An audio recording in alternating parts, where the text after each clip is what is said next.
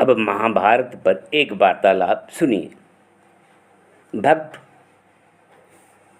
महाभारत के कुछ लोग पढ़ रहे थे, तभी वहाँ पर खट्टर काका पहुँच गए। बोले, क्या सवेरे सवेरे कायर पुरुषों का नाम ले रहे हो?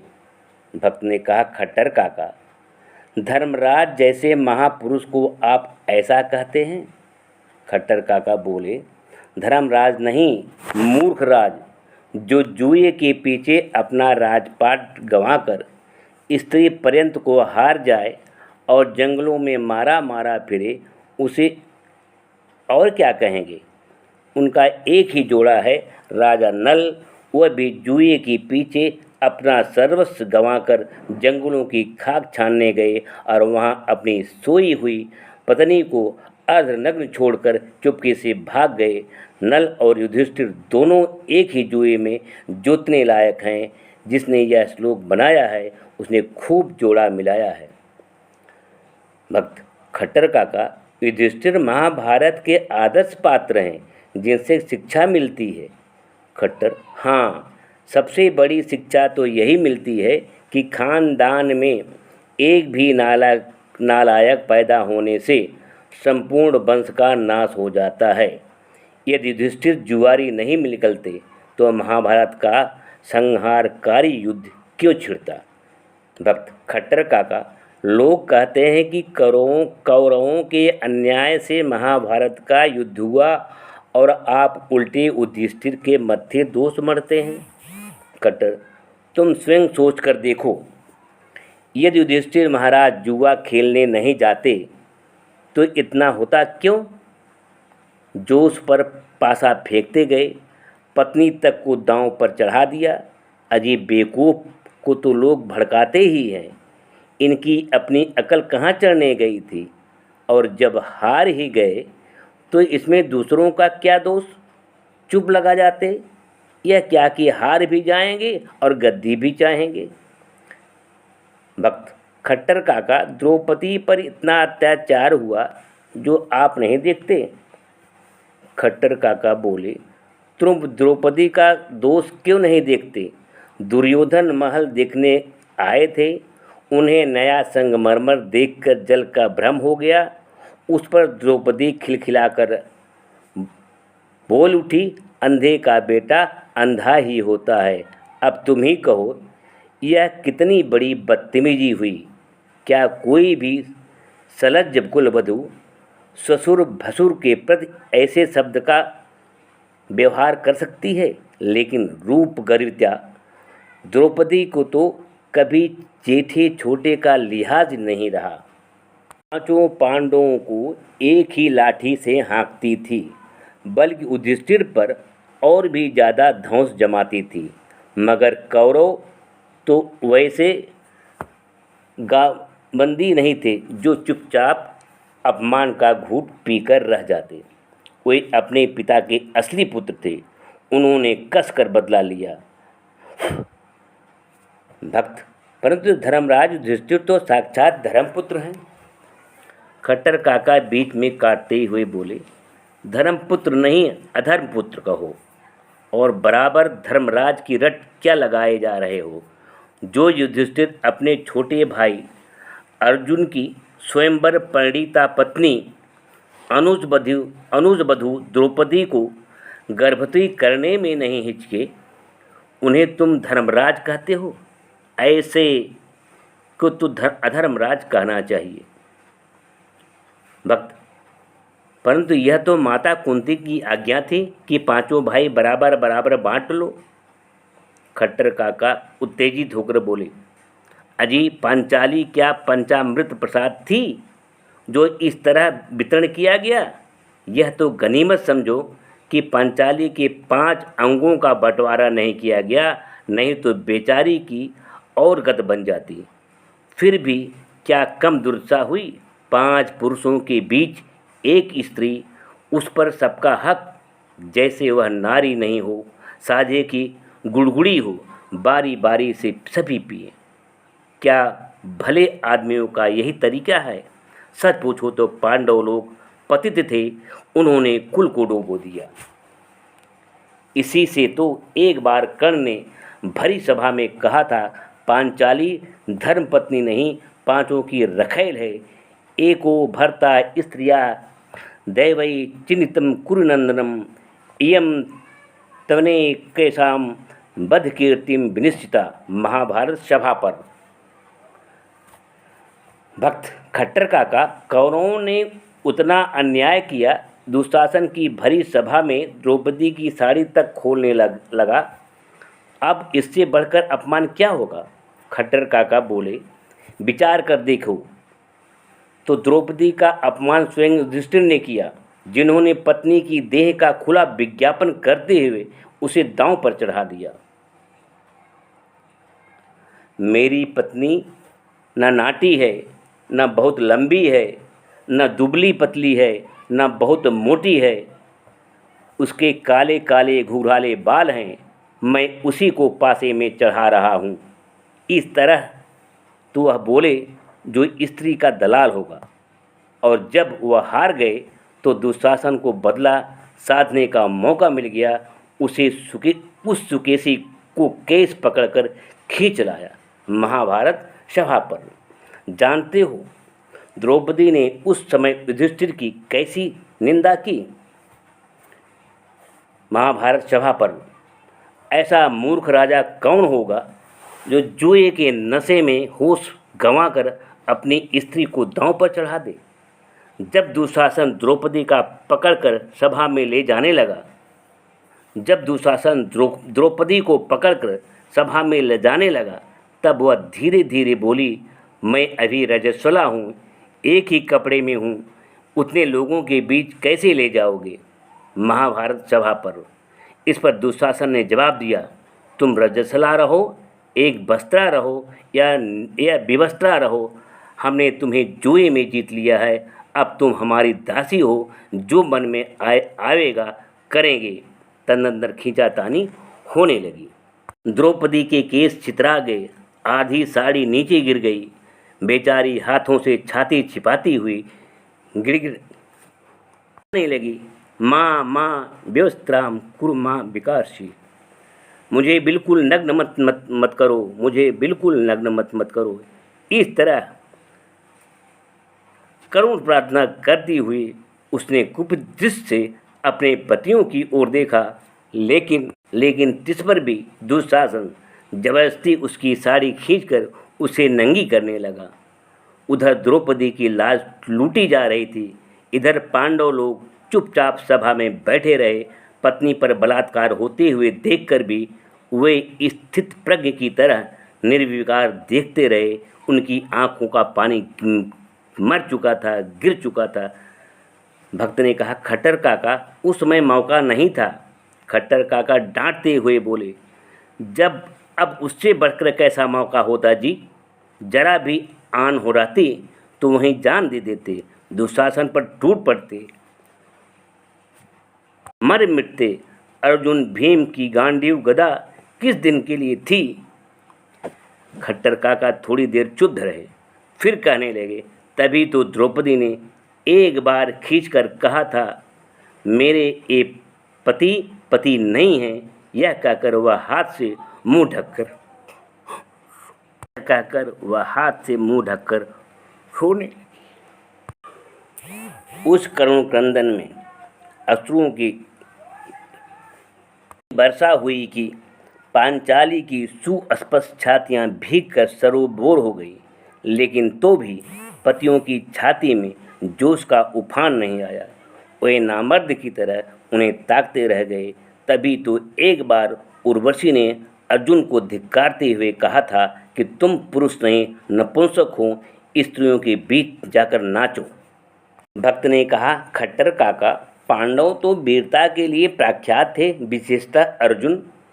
खट्टर काका सुपारी कतरते हुए कहने लगे, अजी, अपनी आँखों के सामने अपनी पत्नी को विराट राजा के महल में दासी का काम करते देखकर भी जिनके गले में कौर नहीं अटकता था, उन पांडवों को मैं वीर कैसे मान लूँ?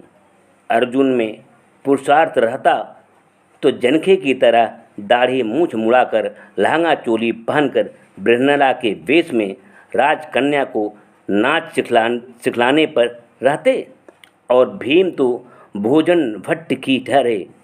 भोनू भाव न जाने पेट भरे से काम, जब बड़ों की यह हाल है तो नकुल सहदेव की क्या गिनती।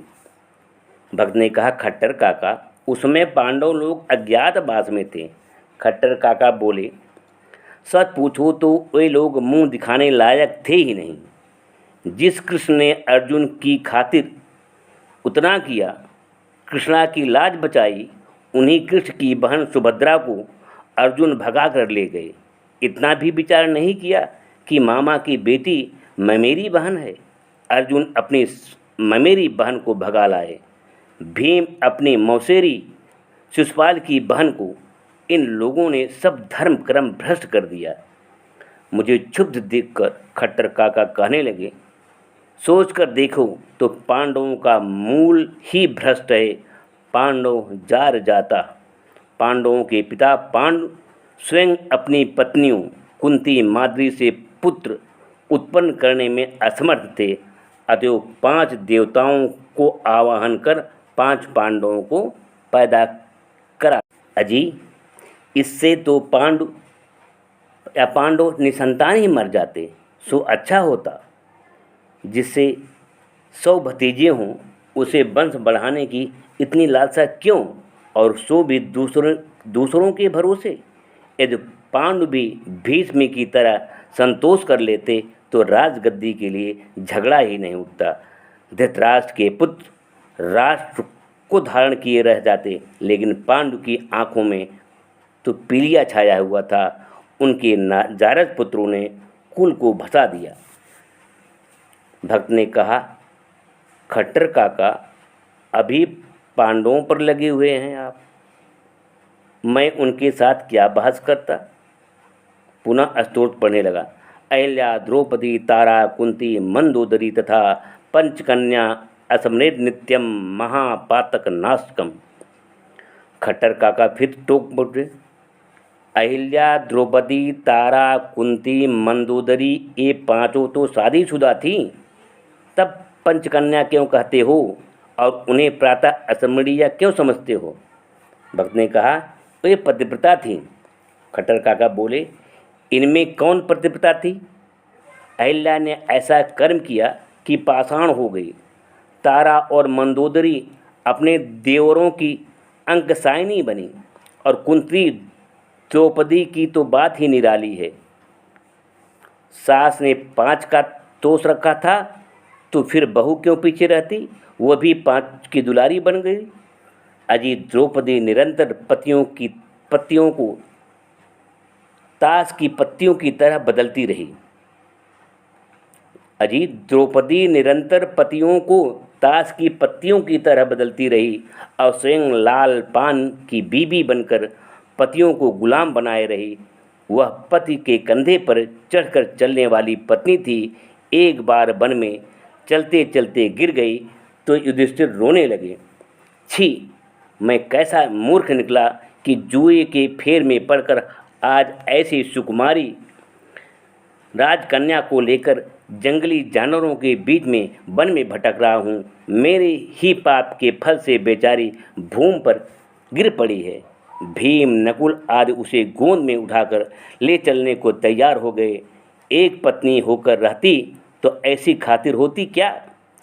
पंच पत्नी ने प्रत्येक पद से एक एक पुत्र प्राप्त किया। भक्त ने कहा, क्या महाभारत काल में स्त्रियों की इतनी अधिक स्वतंत्रता थी। खट्टर काका बोले, इसमें क्या संदेह, देवी भागवत देखिए। कुंती जब कुंवारी थी तब पुत्र प्रसवनी हो चुकी थी। उनकी बहू पांचाली स्वयंवर में एक का वर्ण करने पर भी पंचपत्नी बनकर रही। कुंती की पौत्र वधू उत्तरा ने विवाह से 7वें महीने में ही पुत्र को जन्म दिया। अजी, बड़े घर की बड़ी बात होती है। उन दिनों एक से एक प्रौढ़ा राजकन्याएं होती थीं जो जानबूझकर अपना अपहरण करवाती थीं। अम्बा, अंबिका, अम्बालिका तीनों परिपक्व कुमारियां थीं। पूर्ण यौना सुभद्रा रैवतक पर्वत पर मेले से भगा ली गई। शकुंतला और दमयंती का हाल जानते ही हो। शर्मिष्ठा और देवयानी छेड़खानियाँ करने में आधुनिक युग का भी कान काट गई हैं।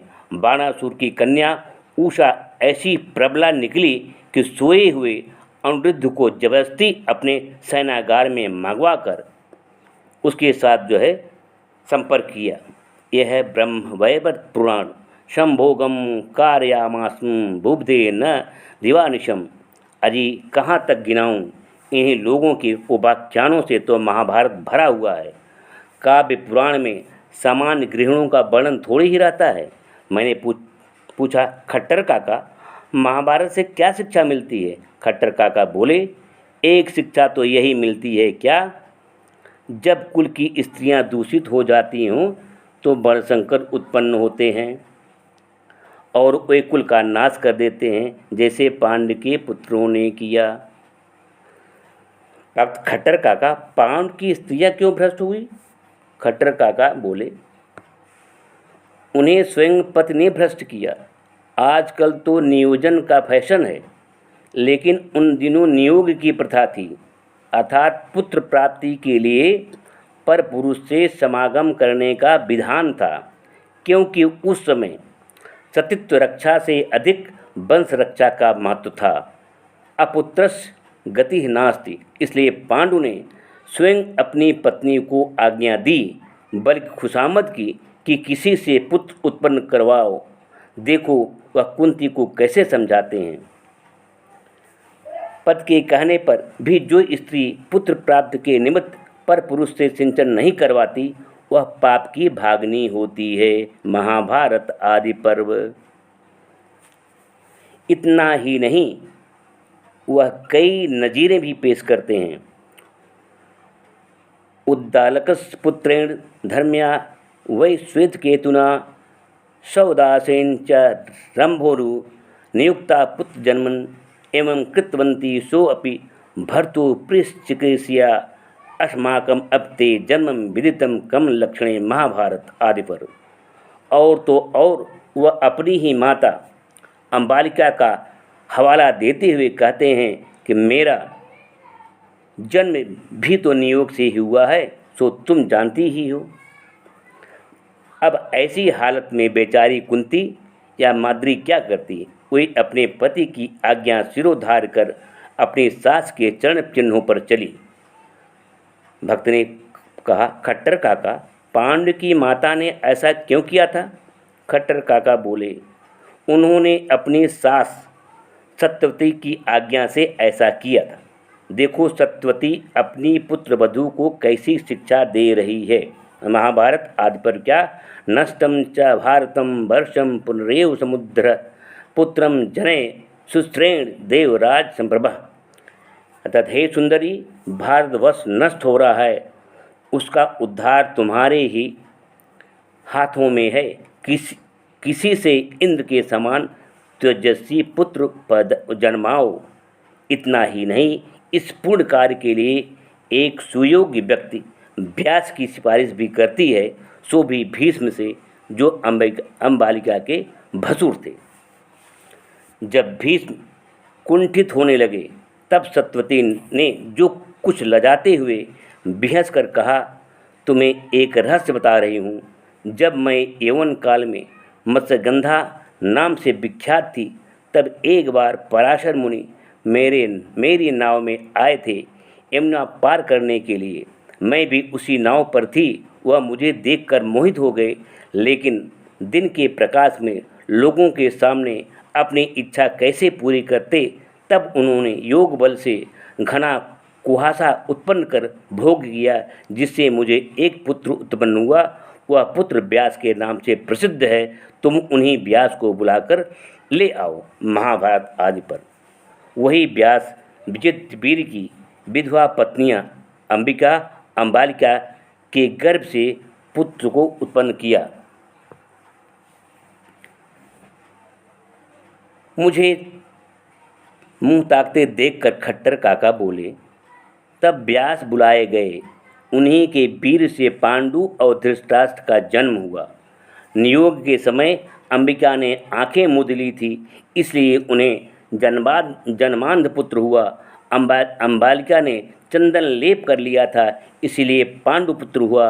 व्यास अंबालिका से अधिक संतुष्ट हुए, इसीलिए उन्होंने उनके वंशधरों पांडवों का इतना पक्ष लिया है।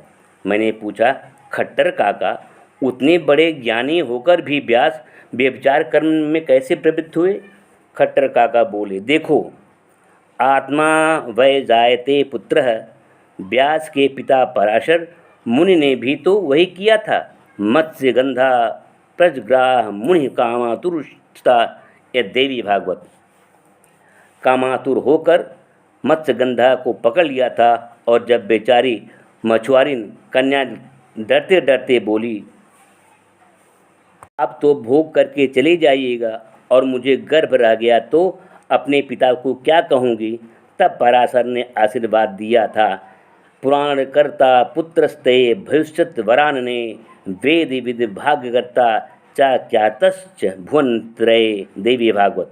अर्थात तुम्हारे गर्भ से जो पुत्र होगा वह वेदों में पारंगत और पुराणों का कर्ता होगा। वही पुत्र व्यास हुए। उनका जन्म द्वीप में हुआ था, इसलिए द्वैपायन कहलाए। द्वैपायन व्यास अपना पैतृक संस्कार कैसे छोड़ते हैं? जब रनिवास की काम कला प्रवीणा दासी ने उन्हें पूर्णतः संतुष्ट किया तो इन्होंने भी आशीर्वाद दिया कि तुम्हारे गर्भ से धर्मात्मा पुत्र विदुर उत्पन्न होगा। यह देवी भागवत पुराण।